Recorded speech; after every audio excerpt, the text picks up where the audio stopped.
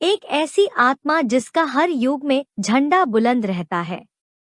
अन्य आत्माओं के मुकाबले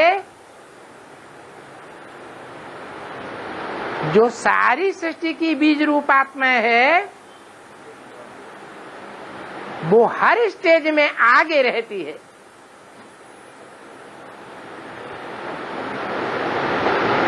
जो बोला है,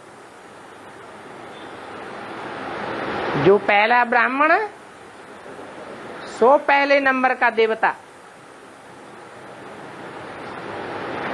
वो ही पहले नंबर का क्षत्रिय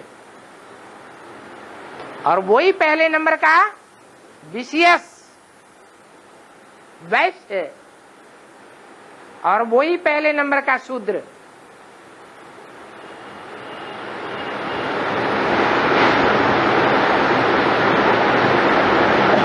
इसलिए हनुमान चालीसा में बोल दिया है, क्या बोला है? चारों युग प्रताप तुम्हारा है प्रसिद्ध जगत उजियारा। हर युग में झंडा बुलंद उसी का रहता है और किसी के अधीन होने वाली आत्मा नहीं है और कोई को अधीन बना के रखना भी नहीं चाहती। चारों युग प्रताप तुम्हारा है प्रसिद्ध जगत उजियारा।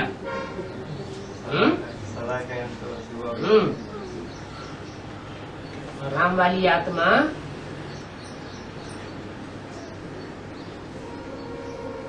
उसी को विकारों की पूंछ दिखा दिए।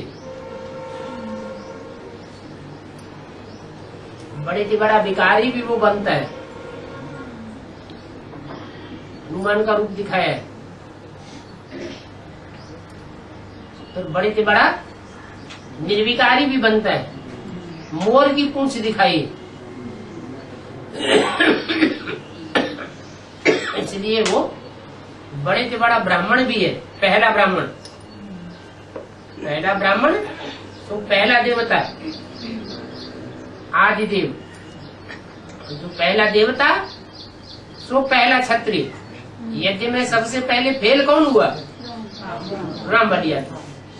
तो फेलियर में भी सबसे पहला नंबर, क्षत्रियों में भी पहला नंबर, देवताओं में भी पहला नंबर और ब्राह्मणों में भी पहला नंबर और कलयुग में शूद्र बनने में भी पहला नंबर। इसलिए बोला चारों युग प्रताप तुम्हारा।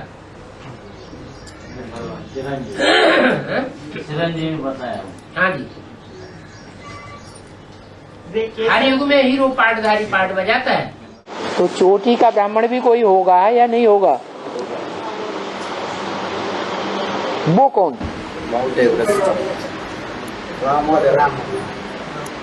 सारी मनुष्य सृष्टि का बाप, वो चोटी का पुरुषार्थी है।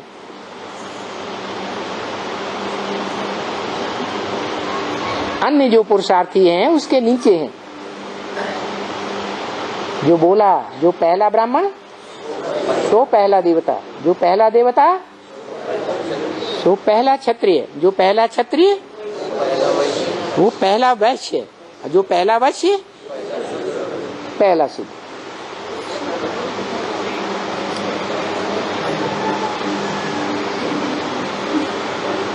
हनुमान के भक्तों ने हनुमान के लिए लगा दिया,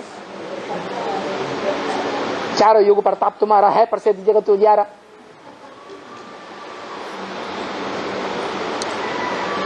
तो वास्तव में उन हनुमान के भक्तों ने हनुमान का प्रताप चारों युगों में कैसे बता दिया? क्योंकि हनुमान के रूप में पार्ट बजाने वाली राम भगवान की सहयोगी आत्मा, राम वाली आत्मा में प्रवेश करके पार्ट बजाती है।